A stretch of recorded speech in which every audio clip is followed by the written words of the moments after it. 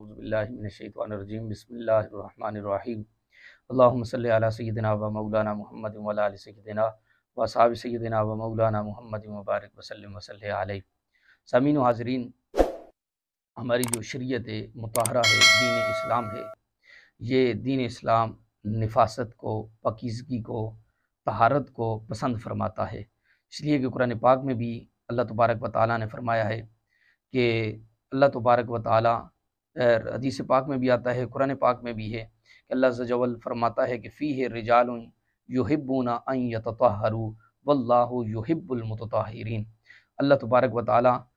ایسے لوگ جو پاک ہونے کو پسند رکھتے ہیں، اللہ تبارک و تعالیٰ انہیں دوست رکھتا ہے۔ اللہ پاک رہنے والوں کو اپنا دوست بناتا ہے، تو اللہ پاک صاف رہنے والوں کو دوست رکھتا ہے۔ اور حضور نبی پاک صلی اللہ علیہ وسلم نے بھی یہاں تک فرمایا ہے کہ صفائی نصف ایمان ہے۔ یہ ہماری جو ایمان ہے، اس کا نصف حصہ صفائی میں ہے۔ اب وہ صفائی ہم نے بدنی طور پر بھی رکھنی ہے، اور اپنے لباس کے اعتبار سے بھی رکھنی ہے، جگہ کے اعتبار سے بھی ہم نے صفائی رکھنی ہے۔ آج کے جو ہمارا موضوع ہے، ہم نے استنجے کے حوالے سے گفتگو کرنی ہے۔ اس کی وجہ یہ ہے کہ بہت سارے لوگ استنجے میں غلطی کرتے ہیں، استنجا کرنے میں بھی غلطی ہوتی ہے، اور پھر اس کا وبال آتا ہے، اور اس کا گناہ بھی بہت زیادہ ہے کہ جو انسان اپنے کپڑوں پر پیشاب کے قطرے گرتے ہیں تو اس کے لحاظ سے اس کو قبر میں عذاب ہونے کے بھی امکانات ہیں، بلکہ امکانات نہیں ہیں، یقینی ہیں کہ حضور نبی پاک صلی اللہ علیہ وسلم کی اس بارے میں حدیث موجود ہے کہ جو بندہ کپڑوں پیشاب کے قطروں سے نہیں بچتا، اللہ تبارک و تعالیٰ اس کو عذاب دیتا ہے۔ اور یہ قبر کا حوالہ موجود ہے، حضور نبی پاک صلی اللہ علیہ وسلم نے خود یہ ارشاد فرمایا ہے۔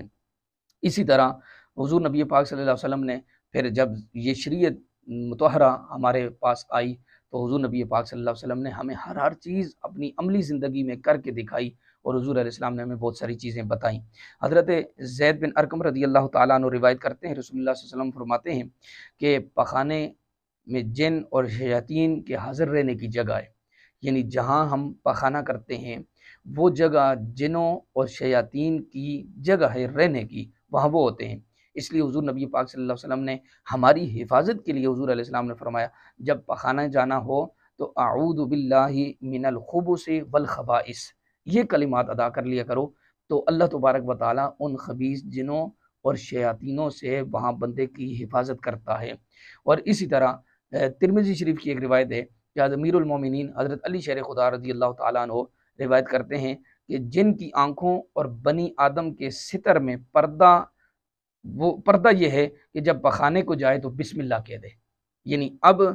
اس روایت سے یہ پتہ چلا کہ جن کی جو آنکھیں ہیں اور بنی آدم کا جو ستر ہے، اس کے درمیان اگر آپ نے پردہ کرنا ہے تو آپ پخانے جانے سے پہلے آپ نے بسم اللہ پڑھ لینا ہے، تو ان کی آنکھوں کے آگے پردہ آ جائے گا، ان کی آنکھوں سے ہمارا ستر چھپ جائے گا۔ تو اب اس کو لہٰذا ہم جب بھی،